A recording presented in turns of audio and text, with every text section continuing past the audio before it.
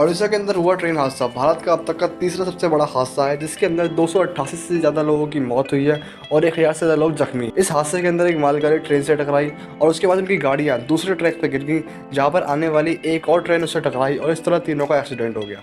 इस हादसे की वजह बताई जा रही है गाड़ियों के अंदर कवर सिस्टम का ना होना। कवर सिस्टम एक ऐसा सिस्टम है जो ट्रैक पर आने वाली गाड़ी को पहले ही पहचान लेता है और ऑटोमेटिकली ट्रेन के अंदर ब्रेक लगा देता है, जिसकी वजह से दुर्घटनाएं नहीं होती हैं। भारत के अंदर ये कवर सिस्टम कई गाड़ियों के अंदर लगाया जा चुका है, लेकिन अभी भी बहुत सी ट्रेन ऐसी हैं जिनके अंदर ये नहीं लगाया गया।